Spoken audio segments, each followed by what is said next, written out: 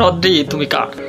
আসলে বিষয়টা এরকম হয়ে দাঁড়িয়েছে, কারণ আমরা জানি রিসেন্ট সময়ে যে রদ্রির যে ট্রান্সফার সাগাটা সেটা আসলে খুব মানে জোরে সোরে শোনা যাচ্ছে, এবং রিয়াল মাদ্রিদে এসে রদ্রি যাচ্ছে এরকম একটা খবর আসলে খুব মিডিয়া পাড়ায় মানে ঘুরপাক খাচ্ছে। তবে আজকের যে মানে কারেন্ট নিউজ হচ্ছে যে আসলে রদ্রি তার উইন্ডোটা আসলে বার্সেলোনার জন্য খুলে দিয়েছে। আসলে সে বার্সেলোনা এজেন্টের সাথেও আলোচনা করতে প্রস্তুত। আসলে রদ্রি আমরা ইতিপূর্বে দেখেছি যে রদ্রি আসলে মাদ্রিদকেই বেছে নিতে চায়। তো হঠাৎ করে বার্সেলোনার আগমন হওয়ার কারণে আসলে এই ডিলটা আসলে আমি মনে করি একটা বার্সা রিয়াল আবার একটা এল ক্লাসিকো টাইপ একটা ফাইট হয়ে দাঁড়িয়েছে। জানি না ডিলটা কার পক্ষে যাবে। তো রিয়াল মাদ্রিদের পাল্লাটা বেশ ভারী ছিল, আছে এখনো। এখন সিটি আসলে কি চাচ্ছে সেটারও একটা বিষয় আছে, এবং দিন শেষে রদ্রি কি চায় এই বিষয়টা আসলে সবচেয়ে মানে গুরুত্বপূর্ণ বলে মনে করি। তবে আমি মনে করি রিয়াল মাদ্রিদের মিডফিল্ডে আসলে রদ্রির মতো একটা প্রোফাইল খেলোয়াড় অবশ্যই দরকার আছে, যে আসলে খেলাটাকে হোল্ড করতে পারে। বার্সেলোনা তো মিডফিল্ডের আসলে ওইভাবে ওর তো কখনো অভাব আমরা দেখিনি। জাভি ইনিয়েস্তা থেকে শুরু করে বর্তমান হালের আমি বলতে পারি যে পেদ্রি যেভাবে আসলে দলটাকে টেনে যাচ্ছে।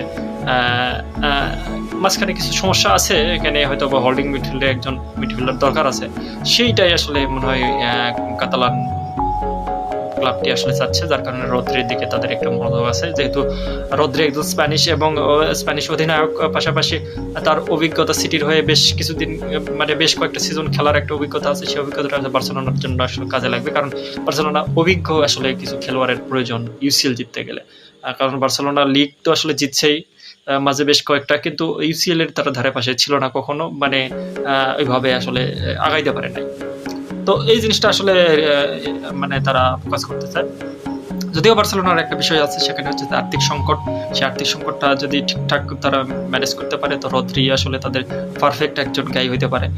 আমরা ইতিপূর্বে দেখেছি আসলে বার্সেলোনার যে মিডফিল্ড ত্রয়টা থাকে বা ওইরকম একটা সার্কেল থাকে, সেই সার্কেলটাকে এমনভাবে ডমিনেট করে খেলাকে যে আসলে অন্য দলগুলো আসলে দাঁড়াতেই পারে না। সেক্ষেত্রে আসলে মনে করি রিসেন্ট দুই এক সিজনে মিডফিল্ডে একটু মানে সমন্বয়হীনতা আছে। যেমন পেদ্রির সাথে আরো হয়তো আমরা অনেকে মার্ক কাসাদোকে দেখেছি আমরা, তারপরে ফ্রাঙ্কি ডিয়ং, মাঝখানে ইনজুরি সব মিলে আসলে একটু সমস্যাই ছিল বার্সেলোনা। তো মিডফিল্ডে যদি মনে করি রদ্রি আসে, তো বার্সা এবার ইউসিএল মাস্ট ফাইট দেবে। এই ফাইটটা আসলে দেবে বলতে শুধু দেবে না, তারা জেতার জন্য ইউসিএলে যাবে।